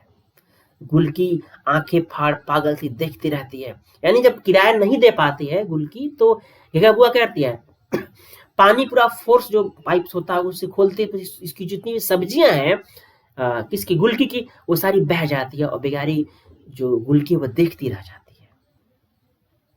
और मानो वह सिर पटक कर उस दीवार पर हृदय विदारक रूप में कहती है, रो पड़ती है, अरे मोर बाबू हमें कहाँ छोड़ गए। देखो बच्चों ये जो दृश्य है ना, यह तुम्हें उस पीड़ा को दिखा रहा है। एक तो ऐसी स्थिति में कोई उसका अपना नहीं है, जब उसने कुछ काम करना शुरू किया वहां पर भी देखो अवसरवादिता है, जब पूरी सब्जी बह जाती है, तो कुबड़ उसके जीवन में इतनी सारी दिक्कतें हैं, वह सिर पीटने लगती है, कहते हैं अपने पिता को याद कर कहती है कि अरे मोर बाबू हमें कहाँ छोड़ गए, अरे मोर माई पैदा होते ही हमें क्यों नहीं मार डाला, हमें कहाँ छोड़ गए, अरे धरती मैया हमें काहे नहीं ले लेती। देखो ये जो शब्द है ना, इस शब्द का इनसाइटिंग प्रयोग करना, यह इस कहानी का, इस कथानक का, इस संवेदना का मर्म है। यह इस कहानी का कैसे इन शब्दों के माध्यम से उस पीड़ा की जो चेतना है उसको दर्शाया जा रहा है। ये महज 4 पंक्तियां जो मैंने बताया, इस पंक्तियों के माध्यम से लेखक ने उस पीड़ा को उद्घाटित कर दिया है। अब देखना जब तरकारी की दुकान ध्वस्त हो जाती है, तो बच्चे गुलकी को तंग करना छोड़ देते हैं। अब जो गुलकी के बायकॉट वाला जो नारा लगा रहे थे बच्चे, मुन्ना जो है वह दुकान मटिया मेट होने पर मटकी को डांट देता है, खबरदार जो कुछ चुराया। यही मुन्ना बारिश में गुलकी के मकान गिरने के बाद सोते सोते गुलकी का रुदन सुन पाता है। उसका जो मकान है चूंकि बारिश में टूटा हुआ है। इस तरह इस पात्र को लेखक ने गुलकी के माध्यम से जोड़ने की कोशिश की है, और यह पात्र जो है वह गुलकी से जुड़ जाता है। कौन? मुन्ना। यानी मुन्ना को उसकी वेदनाओं में अपनी वेदना दिखाई देती है, उसकी वेदनाओं से जुड़ जाता है। गुलकी का दर्द इस पूरे कहानी में सिर्फ यही समझ पा रहा है। किसका यह मकान गिरा? गुलकी का। किसी का? दुरागत उत्तर है, अरे बाप रे, दब गई है क्या? नहीं, आज तो मेवा की माँ के यहाँ सोई है। यानी अच्छा हुआ कि आज यहाँ न सोई, आज मेवा के माँ के यहाँ सोई हुई है। मुन्ना मानो महसूस कर रहा है गुलकी का रहा सा आसरा मकान भी गिर गया है और गुलकी आंगन में बैठी धार मार मार कर रो रही है। कुबड़ी मोहल्ले की हर आंगन में रो रही है, केवल मुन्ना ही उसका रुदन सुन पा रहा है। यानी कि इस कहानी में जो एक नए पात्र को उन्होंने दिखाया है मुन्ना, उसके अलावा कोई भी ऐसा व्यक्ति नहीं है जो इसके रुदन को सुन पा रहा हो, यानी कि इस गुलकी की पीड़ा को समझ पा रहा हो। मात्र मुन्ना ही है इस कहानी में गुलकी की उस पीड़ा को समझ पा रहा है, उसे महसूस कर पा रहा है। और हमने इन घटनाओं के आधार पर देखना कि गुलकी का एकमात्र आसरा जो मकान था वो ढह जाता है, तो जो सती दुकान साबुन वाली है वह उसे अपने आश्रय में जगह देती है कि गुलकी को। यही सती गुलकी का दुख वेदना, यानी कि और नया पात्र कौन आया? सती। इसे भी इसका दुख दर्द समझ में आ रहा है। जब गुलकी के पति को उसे लिवाने के लिए चिट्ठी आती है तो सती साफ मना करती है। जब ऐसी स्थिति की बात सुनता है उसका पति तो उसको बुलाने की कोशिश करता है। किसको? गुलकी को। लेकिन सती जो है साफ मना करवाती, नहीं ये गुलकी नहीं जाएगी। बुलाया है तो बुलाने दो, क्या जाए गुलकी? अब बड़ा ख्याल आया इसलिए कि उसकी रखेल को बच्चा हुआ है। ध्यान देना, इस कहानी में जब ये पत्र लिखता है बुलाने के लिए तो मानो तुम्हें ऐसा लगता हो, शायद लगता है इसका पति बदल गया। नहीं बच्चों, वो पति बदला नहीं है, उसके अंदर जो स्वार्थ वाली चीजें हैं वो इसलिए इसे पत्र लिखा है कि उसने जो दूसरी शादी की है उसकी पत्नी से उसका बच्चा होने वाला है, इसलिए इसने पुनः बुलाने की कोशिश कर रहा है कि इसको गुलकी को, ताकि वह उसके कामों में हाथ बटा सके। इसीलिए सती मना करती है और कहती है कि उसकी रखेल को बच्चा हुआ है तो उसे गुलकी झाड़ू बहारू करेगी, इसलिए उसे बुलाने के लिए यह पत्र लिखा है। सती पुरुष जाति की निर्ममता, क्रूरता के खिलाफ खड़ी है। यानी कि इसमें जो पात्र है सती क्या है? वह पुरुष की उस निर्ममता, उसकी जो महिलाओं को दी पीड़ा है उसके विरोध में खड़ी हुई पात्र है सती। इस कहानी में जिस सती पात्र के प्रवेश कराया है लेखक ने, वह उस पुरुष की निर्ममता, उसके विरोध में खड़ी हुई है। यही वजह है कि वह गुलकी को उस घर में जाने से साफ मना करती है। इसीलिए कहती है कि स्वाभिमान है, क्या वो नारी के प्रति मानवीयता का गुण है उसके पास? वो कहती है कि क्या पुरुष के जुल्म के बावजूद उसकी हाजी हाजी करेगी? नहीं। यानी कि सती जो है उसकी उस उपेक्षित वेदना से जुड़ जाती है, गुलकी की वेदना जुड़ जाती है। एक तरीके से कह सकते हो कि जिस वेदना से जुड़ रही है ये सती कौन है? एक तरीके से स्त्री मुक्ति आंदोलन की एक तरीके से क्या कह सकते हो, पुनर्धार है, उसको जोड़ रही है। ध्यान देना। अब यानी कि एक और मोहल्ले की सारी परंपरावादी औरतें हैं जो कहती हैं कि 3 मथुरापुरी में कब्जा वाली दासी के लात मारीन तो ओकर कुबर सीधा हुई गवा।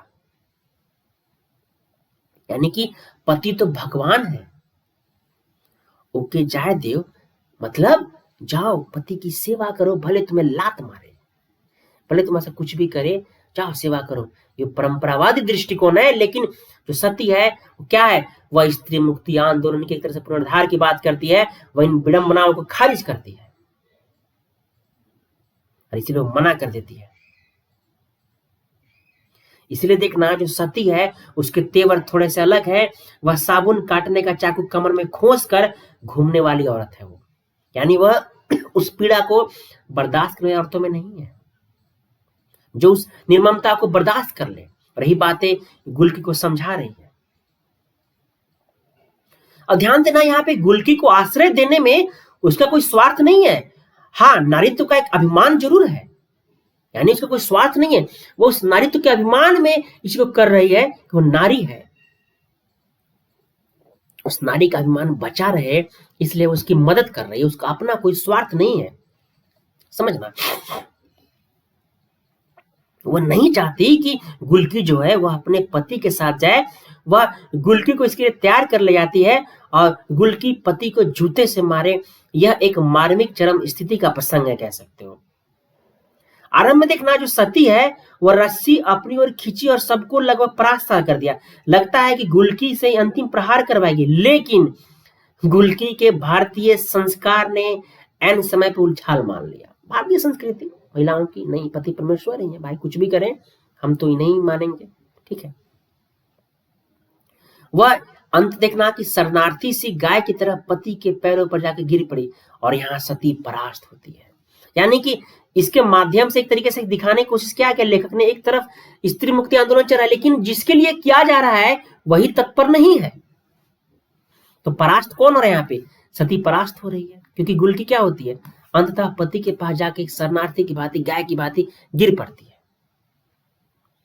और मोहल्ले की स्त्री यहाँ पे विजय होती है, उनको अपनी विजय दिखाई देती है।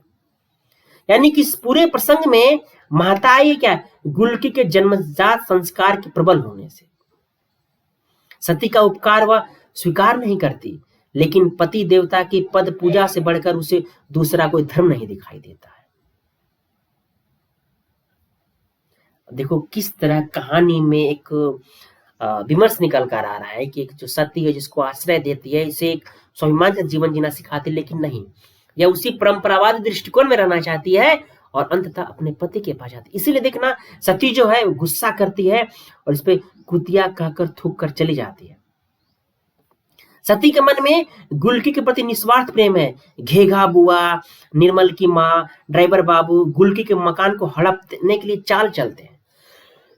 ध्यान देना, वे गुलकी के पति से मिले हुए हैं, उसे भेजने के लिए हामी भरते हैं। ये गुलकी के पति से मिले हुए, पता है, वह उससे एक तरह से हामी भरवाते हैं, ठीक है। गुलकी का पति उसे ले जाने के लिए आता है और वह एक नववधू की भांति तैयार होती है।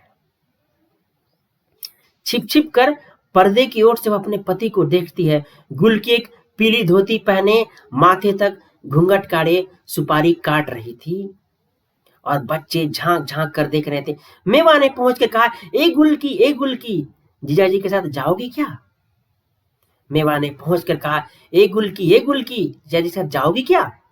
कुबड़ी ने झेप कर कहा, धत्रे, ठिठोली करता है।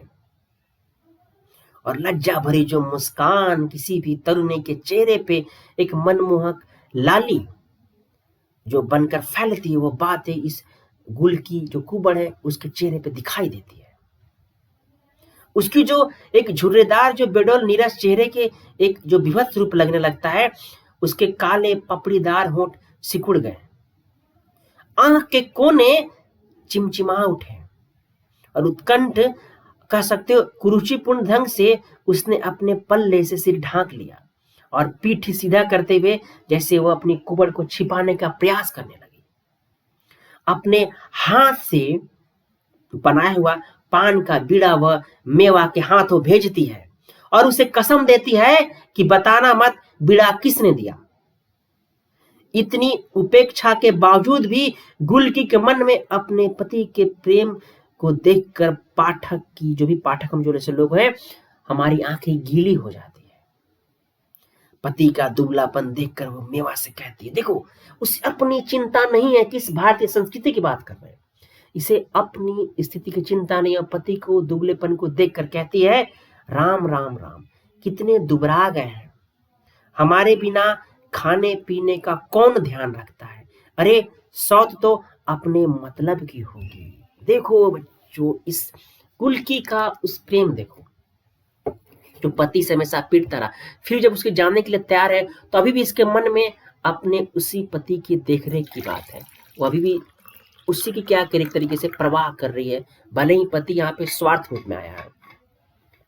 तो ये है हमारी भारतीय संस्कृति और हमारी भारतीय नारियां, जिसका हम हमेशा शोषण करते आए हैं, शोषण कर रहे हैं और करते रहेंगे। हमारी विडंबनाओं में शामिल हो चुका है और वो हमारे लिए हर चीज का कह सकते हो त्याग कर रही है। तो हमें समझना होगा इस बात को। तो यहाँ तक सारी बातें सबको समझ में आएगी। मैं जो कहानी का जो विमर्श बता रहा हूँ, समीक्षा कर रहा हूँ, अब देखना, जब इस कहानी के जब अंतिम सर्ग में पहुंचते हैं, क्योंकि लंबी कहानी है ये, तो देखना कि उसमें जो गुलकी के विदाई का वर्णन है, ध्यान देना। इस प्रसंग में देखना, सारा मोहल्ला गुलकी को विदाई दे रहा है। सारा मोहल्ला गुलकी की विदाई में लगा हुआ है। ऐसा लगता है कि मोहल्ले के बच्चों में मिरवा और मटकी अनाथ बच्चे हैं, क्योंकि इसका बाप बताया था आपको भयंकर रोग गलकर मर गया था। शायद गुलकी इस समदुखी बच्चों की ओर थोड़ी सी सहृदय भी थी। वह इन बच्चे को पैसे देकर झबरी कुतिया के कीड़े भी निकलवाती थी। कभी बच्चों के खेल में रस लेकर मिरवा और मटकी की गाने के लिए पैसे भी देती थी। तो कभी खीरा, कभी मूली उनको यूं ही दे देती थी। ये बच्चे गुलकी की विदाई घड़ी में बड़े गुमसुम से बैठे हुए हैं। जो मटकी हमेशा गुलकी के सामने हाथ फैलाए रखती थी, वही विदाई के समय गुलकी के द्वारा दिए जा रहे पैसे ले या न ले इस पेशोपस में है। यानी जो मटकी जो कैरेक्टर है वो क्या है, वह उस जब गुलकी का यहाँ पे विदाई हो रहा है, ध्यान देना, तो देखो कैसी बच्चों वस्तु स्थिति बन चुकी है। जो सारे मोहल्ले के जो बच्चे हैं वह किस मनोभाव में है। उसमें जो मुख्य एक बच्ची है मटकी, इसको इन लोग क्या करते थे, कुबड़ी बना के खेलते थे। अब इस तरह देखना कि आग्रह करने पे पैसे नहीं ले रही है वो, और मिरवा और मिटकी गुलकी को छलाम करते हैं। यानी सलाम को, सलाम है तो उसको एक तरीके से जो तोतली भाषा में बच्चों क्या बोलते हैं, ऐसे बोलते हैं ना, छलाम। मुन्ना की मां आकस्मिक रूप से भावुकता के साथ इस प्रसंग में प्रकट होती है। वह मुन्ना को गुलकी का भाई बना देती है। मुन्ना जो पहले संवेदनशील था इसको लेकर। गुलकी की विदाई पर गुलकी मुन्ना को गले लगाकर रोती है। मुन्ना की आंखें भी डबडबा जाती है। मुन्ना को लगा कि उसकी छोटी छोटी पसलियों में एक बहुत बड़ा आंसू जमा हो गया और अब वो छलकने लगता है। बहन की विदाई पर जिस प्रकार कोई भाई दुखी होता है, मुन्ना का भाव भी यही पर है। इसलिए देखना, जब विदाई होता है तो बुआ ने मुन्ना की मां से स्वयं कहा, एक आधा गाना विदाई का गाय दो बहन। गुलकी बन्नो ससुराल जा रही है तो मिरवा गा उठता है, बन्नो डाले दुपट्टे का पल्ला मोहल्ले से चली गई राम। जो गाना पहले वो गा रहा था, याद है उसको। यानी कि देखो किस तरीके से एक मनोभावों को उद्घाटित कर रहे हैं, क्योंकि मैं आपको पहले बताया था कि इनकी कहानियों में आंचलिकता है। मैं आपको शुरू में बताया धर्मवीर भारती कहानी में आंचलिकता है। अब इस तरह देखो, कह सकते हो, जब बन्नो वहां जाती है पति की रखैल की सेवा करने, उसे बच्चों खाने पीने झाड़ू बाहर करने वो जा रही है, उससे सुख केवल इस बात का है कि पति के घर के कोने में वो पड़ी रहेगी। ध्यान देना, यानी उसको पता है वहां जाने पर शोषण होगा, लेकिन खुश किस बात से कि पति का सानिध्य मिलेगा, घर के किसी कोने में पड़ी रहेगी। देखो बच्चों, स्त्री का विमर्श कितना गहरा होता है, वो इस कहानी में उद्घाटित हो रहा है। चाहे नारी पर कितने भी अत्याचार जुल्म क्यों ना हो, वह मानती है कि पति के घर से अर्थी में उठेगी। जैसे हमारे कहावत है ना कि जब किसी लड़की की शादी होती है, ध्यान देना, तो जब घर से क्या बोलते हैं उसको, हाँ,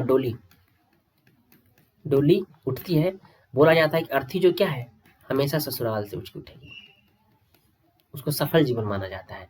तो चूंकि ऐसी मनोभाव में पली बड़ी कौन है, गुलकी है, उसके मन के अंदर ये भावना चल रही है, तो उसे भी ये लगता है, इसीलिए क्या पति घर उसको सर्वश्रेष्ठ लगता है, इसलिए वहां जाना चाहती है, वहां चली गई है। कहती है कि अर्थी तो मेरे पति घर से उठेगी। उसके पति का बुआ से वार्तालाप को सुनती है, इसे ले जा रहे हो तो पर इतना कह देना आप भी समझ दें, उसे रहना हो तो दासी बनकर रहे, न दूध की न पूत की, हमारे कौन काम की। पर हाँ, औरतिया की सेवा करे, उसका बच्चा खिलाए, झाड़ू बुहार करे तो 2 रोटी खाए पड़ी। पर कभी उसने जबान लड़ाई तो खैर नहीं, हमारा हाथ बड़ा जाली में, एक बार कुबर निकला अगली बार प्राण निकलेगा। ध्यान को इस संवाद को पढ़ना कि एक बार मारा था तो कुबर निकला, तो अगली बार मारूंगा तो प्राण निकलेगा। ये उस जाहिलात की पंक्ति है, और उसी पति घर जाना चाहती गुलकी। देखो, दो विमर्श दिखाई दे रहे हैं। एक तरफ पुरुष सुधरना नहीं चाह रहे, दूसरी तरफ स्त्री है वो त्याग की भावना से लबरेज है।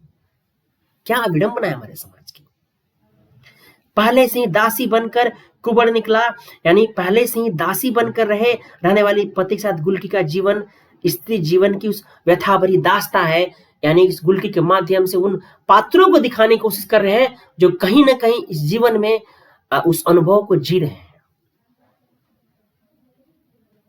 यानी कि कहीं ना कहीं गुलकी के माध्यम से जिस बेबसी, जिस लाचारी, असहायता का जो वेदना छिपा हुआ है, वह गुलकी के माध्यम से इस कहानी में दिखाने की कोशिश कर रहे हैं।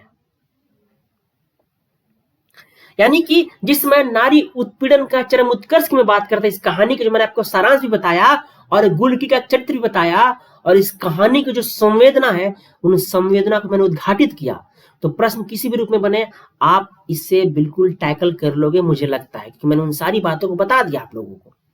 यानी कि पति के प्रेम की आस अब भी उसमें बाकी है। रोमांटिकता का एक रूप स्वयं गुलकी में भी है। वह अपने पति को दोष नहीं देती, तुम्हारे जीजा को तो भगवान बनाए रखे, खोट तो हम में ही है। देखो क्या विडंबना है एक स्त्री का विमर्श। देखो वह सारी गलतियां अपने ऊपर ले रही, उसे लगता है कि मैं ही रूपवती तो नहीं हूं, वो तो अच्छे हैं, मेरे अंदर ही कमियां हैं। और इस तरह ध्यान देना, यह कहानी में सारे विमर्श जो है बच्चों, वो उस नारी उत्पीड़न के चरम जो उत्कर्ष है उस बात को दिखाते हैं। संवेदना भी है इस कहानी की पूरी। तो सबको समझ में आ गई सारी बातें।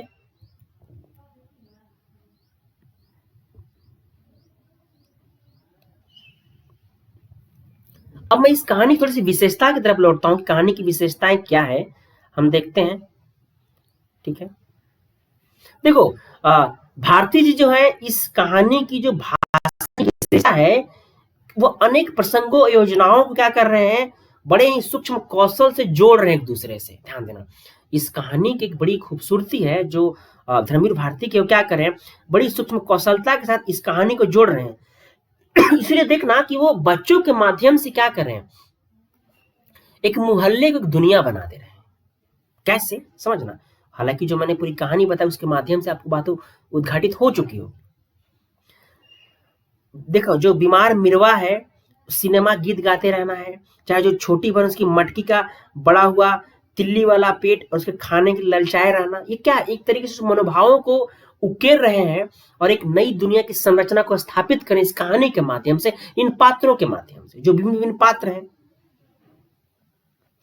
उनका क्या है, मुन्ना गुलकी को प्रति एक संवेदना जो है, फिर सताए बच्चों के द्वारा उनको सताए रखना, फिर तो एक तरीके से जो एक कह सकते हो जो एक पूरा एक संरचना बन रही है बच्चों की। ध्यान देना, ये बच्चे क्या है, अलग अलग बच्चे हैं, सबकी संवेदना अलग है। शुरू में क्या करें, तंग तो कर रहे हैं, लेकिन बाद में देखना सभी सभी रो रहे हैं। गुलकी के लिए सब रो रहे हैं आगे चल के। तो यानी इस कह सकते हो कि बच्चों के माध्यम से जो लेखक हैं वह एक कहानियों की जो संरचना में एक मोहल्ले का निर्माण जो हो रहा है उसमें एक नई दुनिया का भी निर्माण कर रहे हैं वो।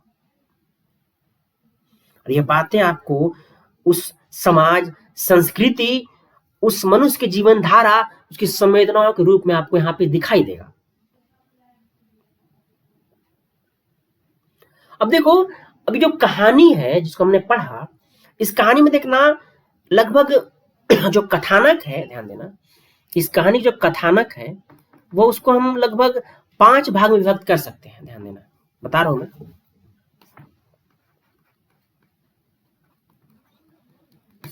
कैसे समझना,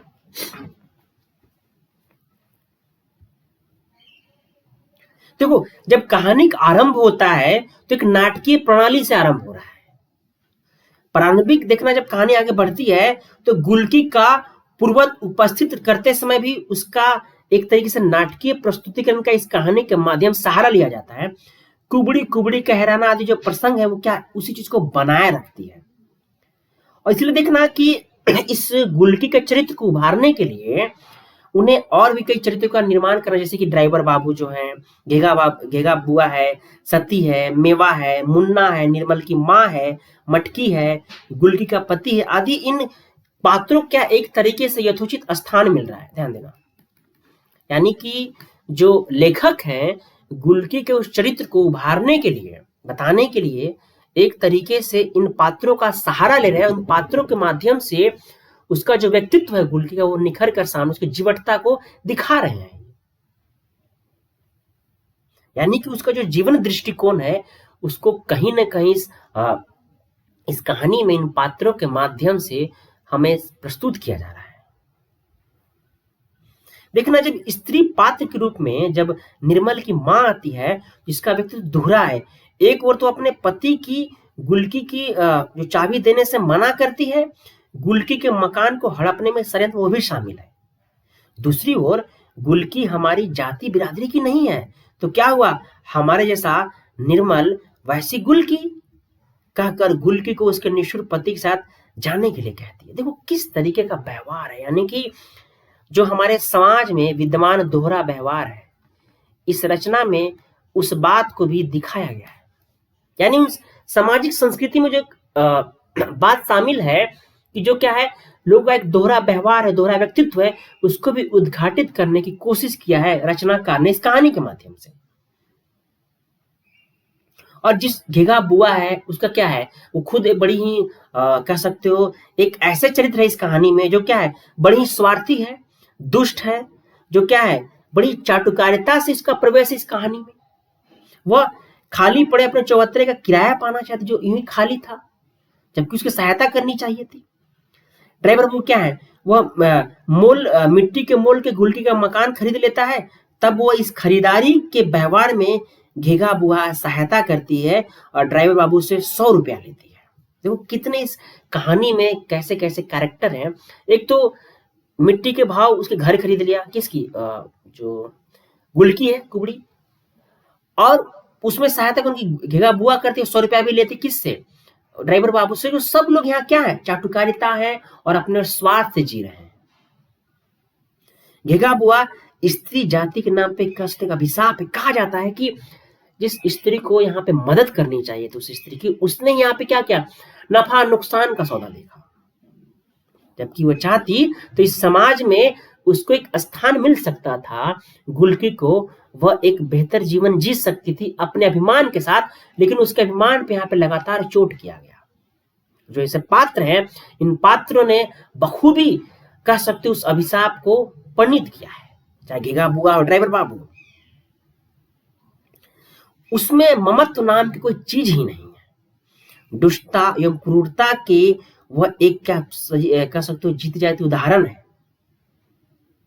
इसलिए क्या करती है, अबला असहाय गुल्की की दुकान नष्ट करने पर उतारू हो जाती है। सौदा लगा है रानी साहब का, किराया दे के दाई हिसाब फाटत है, और टर्राय के ताई नटई में गामा पहलवानी का जोर तो देखो। सौदा लगा है तो हमका करी नारी तो ये खुली।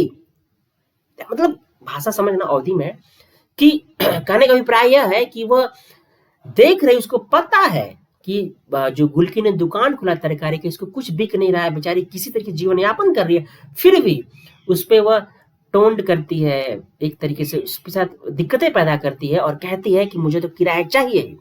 यानी कि ऐसी पात्र के रूप में कहानी में दिखाई दे रही है घेगा बुआ, जो क्या है, पूरी तरीके से परेशान कर रही गुल्की को।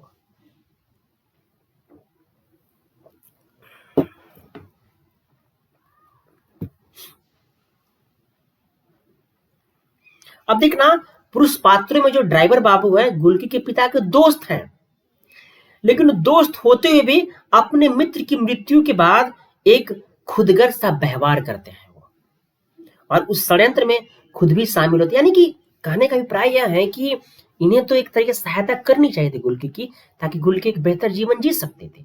लेकिन देखो समाज की बच्चों एक जो स्वार्थपरक चीजें है ना, उसको उद्घाटित करे है इस कहानी में गुल्की मुख्य किरदार। उसमें जो दिक्कतें हैं, जो चरम उसका जो पीड़ा है उसको दिखा रहे हैं, लेकिन इसके माध्यम से जो इन पात्रों को उन्होंने जोड़ा है, इन पात्रों की जो स्वार्थपरकता है, उस स्वार्थपरकता कहीं ना कहीं समाज के हिस्से में है, समाज में मौजूद है, उसको भी लेखक ने उद्घाटित किया है।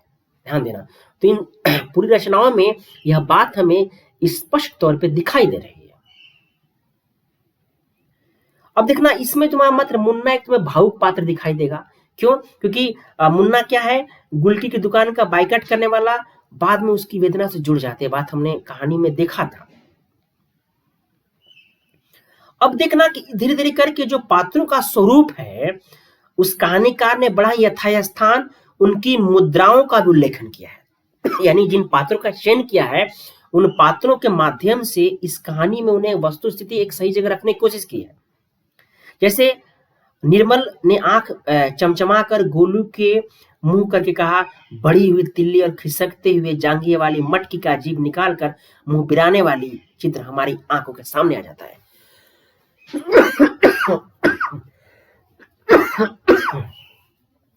यानी कहने का अभिप्राय यह है कि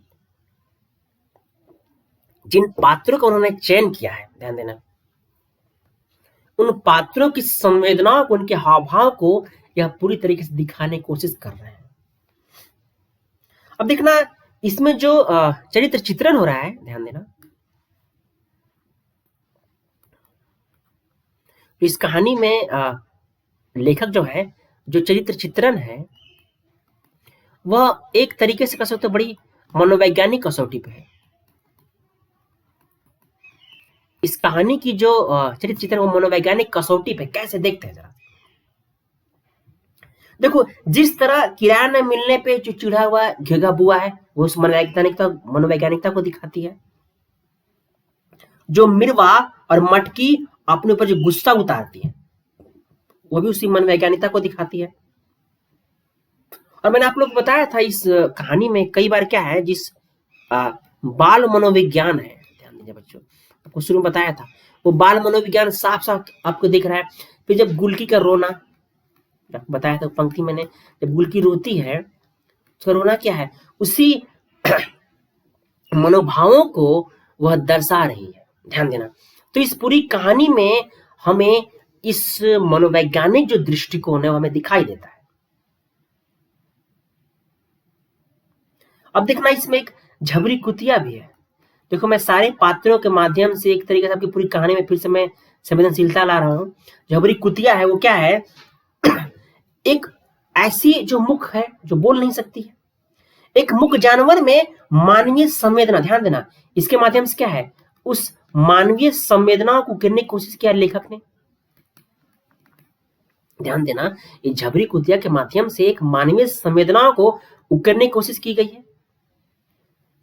तो कह सकते हो कि जिस कलात्मकता के माध्यम से, जिस तरह देखना कि जब इस कहानी में हंगामे के समय झबरी कुतिया का स्वर मिलाकर उदास आवाज में भौंकना, ये कहीं ना कहीं क्या है, मानो ऐसा लग रहा है जैसे कि गुलकी के पक्ष में खड़ा है। यानी जब झबरी कुतिया चिल्ला, मतलब जब वो लड़ाई होती है तो क्या होता है, कह सकते हो कि उसके सम्मान में, उसके साथ में क्या हो रहा है, ये भी चिल्ला है, उसके साथ खड़ा है, मानो ऐसा लगता है। तो जो प्रकृति मूलक जो मनोभाव है, उस मनोवैज्ञानिकता है, उसके प्रकृति जो मुख जो व्यक्ति है, जो कुत्ता है, उसके माध्यम से उस संवेदना को दर्शाने की कोशिश किया है लेखक ने। इसलिए देखना जब विदाई होता है तब बड़ा ही गुमसुम से झबरी कुतिया बैठती है। देखो दोनों स्थितियों में इसके माध्यम से लेखक ने कहीं ना कहीं उस मानवीय संवेदनाओं को जोड़ने की पूर्णतः कोशिश की इस रचना में। यह बातें हमें स्पष्ट तौर पर दिखाई दे रही है।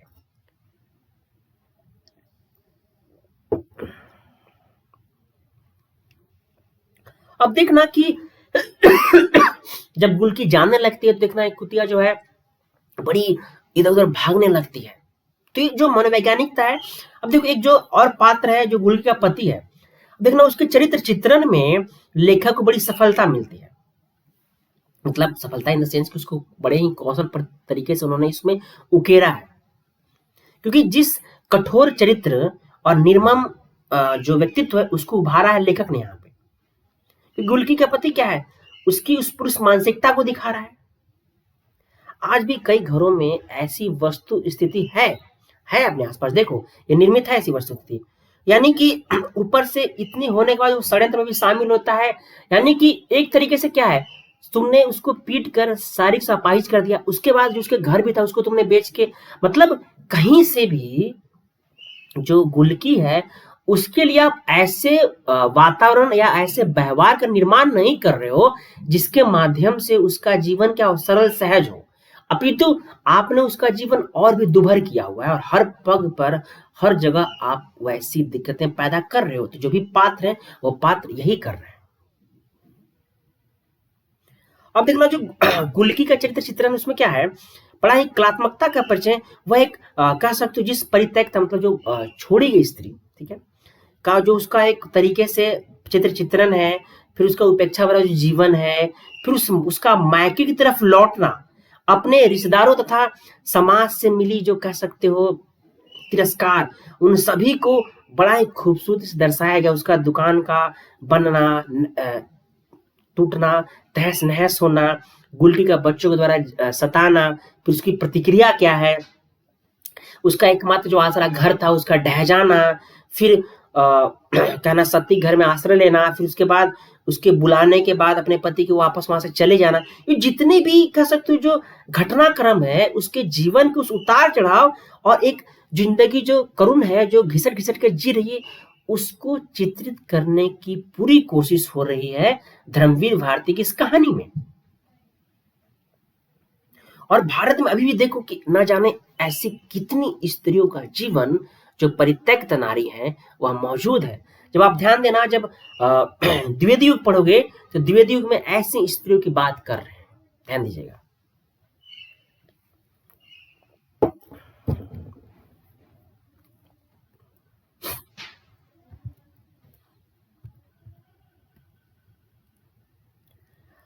अब देखना कि इस कहानी में जिस तरीके से हम जिस देश काल परिस्थिति की बात करें तो कह सकते हो कि इस कहानी में भी क्या अच्छा प्रयोग है, यानी कि जिस ग्रामीण कथानक को लेकर एक कहानी लिखी गई है और उसके लोक जीवन, देखो ग्रामीण जीवन है इसमें, जो ग्रामीण जो लोक जीवन है उसकी कहानी है ये बात पहले आंचलिकता यही थी कि इसलिए देखना कि इसमें तुम्हें भाषा बड़ी वही जो ग्रामीण भाषा उसी का प्रवेश आपको दिखाई देगा। भाषा में आपको एक मुहावरेदार तत्सम तद्भव का दिखाई देगा। जैसे होता है ना कई बार जो ग्रामीण भाषा में शब्द है कि बड़ी चंट है बुढ़िया, ये शब्द आपको मिलेगा इस कहानी में। तो ये जो मनोभाव है, हाँ रे हाकिम, परिचय मिलता है, ये सारी क्या है उस ग्रामीण जीवन की जो बोलचाल की भाषा इस कहानी में आपको दिखाई देगी। यानी कि कहीं ना कहीं सब बातें क्या कथानक को भाषा के तौर पे बड़े प्रभावित किए हैं। यानी कि भाषा क्या है, ग्रामीण लिबास में लिपटी हुई भाषा है इस कहानी में। यानी कि इस आधार पे जो ग्रामीण जीवन की जो मनोवृत्तियां हैं इस कहानी में, उन मनोवृत्तियों को उद्घाटित किया है रचनाकार ने। तो इस तरह की जो मुहावरदार जो बातें हैं वो आपको इस कहानी में दिखाई देगी, आप उसको विशेषता में लिख सकते हैं। अर्थात इसके माध्यम से कहानी बड़ी सशक्त बन रही है, बड़ी मार्मिक बन रही है, यथार्थपूर्वक बन रही है। जैसे कि तत्सम शब्द भी है, जो विकलांग तत्सम शब्द है, विक्षिप्त तत्सम शब्द, रोगग्रस्त तत्सम शब्द का भी प्रयोग हुआ है। अरबी फारसी भी शब्द इस कहानी में प्रयोग हुआ है और देसी शब्द का तो प्रयोग हुआ ही है। जैसे कि क्या है, खिसक जाना, झटकारना, झबरी कूद, ये सब क्या है, सब देश शब्द हैं। तो इस तरह आप विशेषता में लिख सकते हो कि इस कहानी में इन भाषाई तौर पे इस तरह का प्रयोग किया गया। यानी कहानीकार का जो मुख्य उद्देश्य क्या था कि जो शोषित, ध्यान देना, शोषित पात्र की जो सुख और दुख है उसको चित्रित करना, ध्यान देना। यानी इस कहानी के माध्यम से जो शोषित है, यानी कौन, कुलकी, उसकी जो सुख है, ध्यान देना, उसका जो दुख है उसको उद्घाटित करना, उसे हमारे सामने लाना, ये इनका मुख्य उद्देश्य था। और ये बात तो इस कहानी में उन्होंने पूरी तरीके से स्पष्ट हो रहा है, ध्यान दीजिएगा। तो इन कहानी में जो मुख्य उद्देश्य था वो पूरा हो रहा है। तो यानी कि जो कहानी हम कहें, जो कथानक है, कहानी के प्रारंभ में हम जो चीजें देखते हैं अंततः आते आते वो बड़ी मार्मिक भी हो जाती है। तो बच्चों ये पूरी कहानी को लगभग मैंने आप लोगों को समझा दिया और इसका जो चित्रण है वो सारी बातें मैंने आपको बता दिया। जो भाषाई के तौर पे क्या है, धर्मवीर भारती ने किस संवेदनाओं को गहरा इस कहानी में गुलकी के माध्यम से या जो अन्य पात्र हैं उन सभी के माध्यम से मैंने आपको सारी बातें इस कहानी का बता दिया। फिर भी यदि आपके कोई सवाल है तो आप अपने सवाल मुझे अपने इस वीडियो के बाद कमेंट्स बॉक्स में, ध्यान दीजिएगा, अपने जितने भी आपके लोगों के सवाल हैं सभी लोग अपने सवाल कमेंट्स बॉक्स में प्लीज जरूर छोड़ देना। मैं आपके सारे सवाल का जवाब दूंगा आप जो सवाल छोड़ोगे। ये मेरा टेलीग्राम चैनल का लिंक है, आप लोग जरूर ज्वाइन करना। जो लोग मुझे नहीं ज्वाइन किए हो, वहाँ पे क्लास की जानकारी और इस क्लास की जो पीडीएफ है आपको वहीं पे मिल जाएगी। और ये मेरा कोड यूज करो AVI01। यदि आप अनअकैडमी का सब्सक्रिप्शन लेना चाहते हो तो आपको 10% इंस्टेंट डिस्काउंट मिलेगा। ओके, तो आप इस चैनल को ज्वाइन कीजिए और हम फिर नई क्लास के माध्यम से आपसे मिलेंगे। धन्यवाद।